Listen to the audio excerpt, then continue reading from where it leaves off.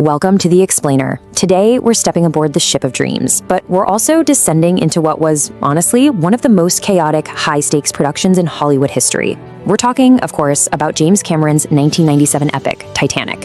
It's an immortal love song, it's a terrifying recreation of a 20th century disaster, and it's a massive monument to pop culture. But you know what? The story of how this film actually made it to the screen is literally just as dramatic as the sinking of the ship itself. So it really makes you wonder, right? How on earth did a production that was widely mocked by Hollywood pundits as a complete hubristic disaster, a movie with a ballooning, record-breaking budget of $200 million, miraculously transform into a timeless global phenomenon? To really understand the cinematic miracle, we have to look at the dual voyage of Titanic. We've got the emotionally devastating fictional world built on screen, and then we have the obsessive, punishing reality of making it off-screen. Section 1. Love, Class, and Destiny. Right at the emotional core of this film, there's a brilliant and truly tragic contrast. Think about 17-year-old Rose. She's trapped in this suffocating aristocratic facade of the first class, being totally forced by her mother into a loveless engagement with the arrogant billionaire Cal Hockley, all just to save her family from bankruptcy. Her world is so incredibly desperate that she actually becomes suicidal. And then, on the complete opposite end of the spectrum, we have Jack Dawson. He's a penniless artist who literally won his third-class ticket in a lucky poker game. Jack is the absolute embodiment of liberation, open-mindedness, and freedom. This staggering class divide is exactly what makes their collision so deeply compelling to watch. Destiny throws them together when Jack rescues Rose from her suicide attempt at the ship's stern. And man, from there, their whirlwind, forbidden romance just accelerates. We get all these incredibly iconic moments. There's the euphoric climax of the two of them flying on the bow of the ship at sunset. There's Rose finally shedding those aristocratic constraints so Jack can sketch her in the nude wearing nothing but the heart of the ocean diamond. And of course, that thrilling escape from Cal's bodyguard, Spicer Lovejoy. They reach this absolute peak of human connection, completely unaware that their destiny is about to be permanently altered.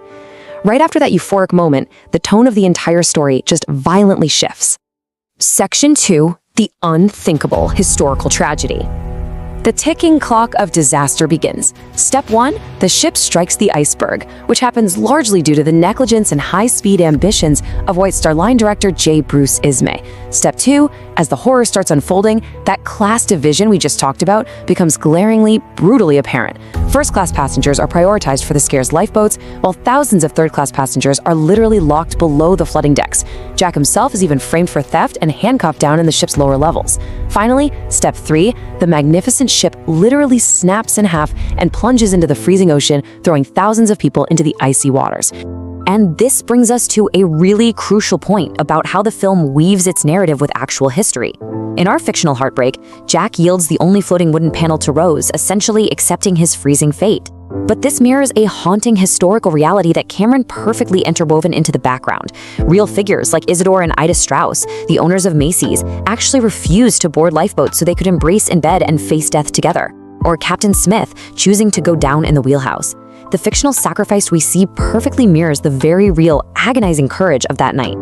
It all culminates in this truly unforgettable plea.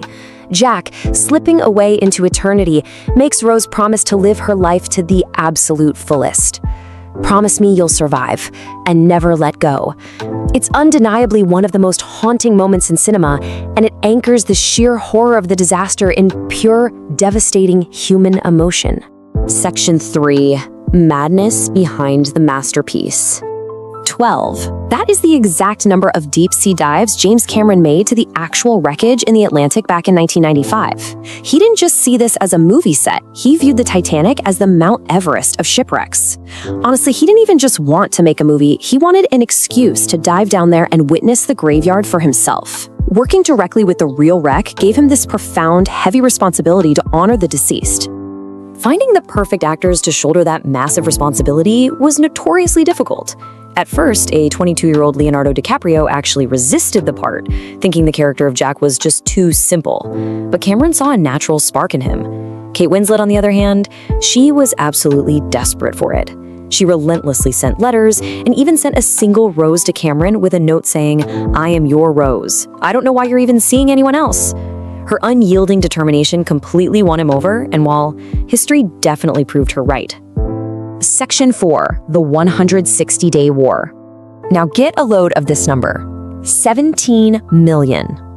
Fox actually purchased 40 acres of land down in Mexico just to build a 17 million-gallon water tank.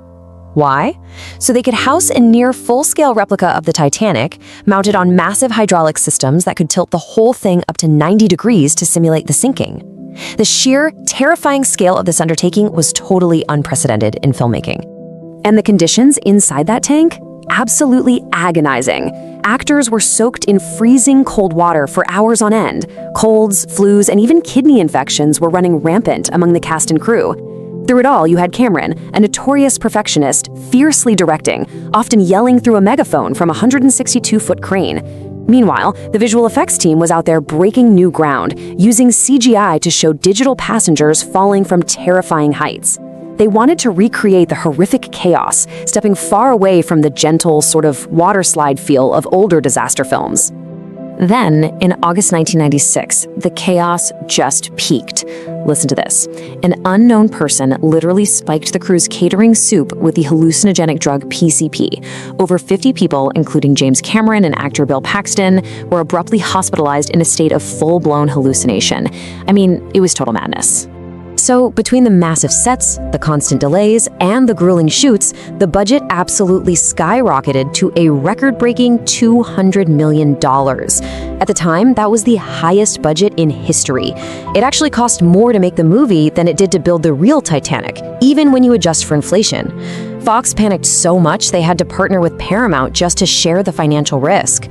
All of Hollywood was predicting a spectacular, embarrassing failure. Section 5. An immortal global phenomenon. Okay, so a huge part of this film's incredible triumph actually came from a secret.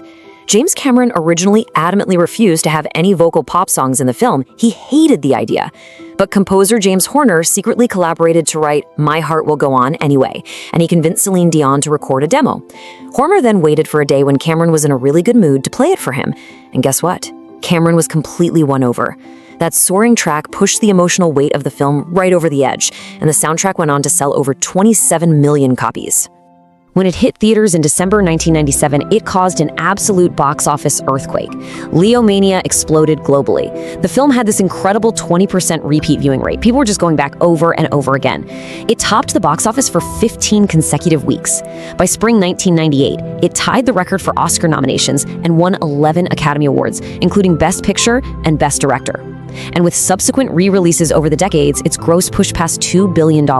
It shattered every single doubt Hollywood had. And the real reason audiences kept returning, the reason it resonated so deeply with us, is the film's cathartic ending. A 101-year-old Rose, having lived the full, adventurous life she promised Jack she would, finally returns to the ocean. She throws the heart of the ocean diamond into the sea, and then, in this beautiful, dreamlike sequence, she steps back onto the grand staircase of the Titanic, reuniting with Jack amidst the applause of everyone who perished. It perfectly wrapped the brutal historical tragedy in the pure, eternal power of love. So, a century after the actual ship went down, and decades after the film premiered, does the heart of the Titanic still beat today because of its devastating, brutal history? Or is it because James Cameron turned it into a breathtaking monument to unsinkable love? Honestly, the answer is likely both. Overcoming near-impossible production struggles, Titanic proved that storytelling at its most epic scale can touch the very deepest parts of our humanity. Thank you so much for joining me on this explainer.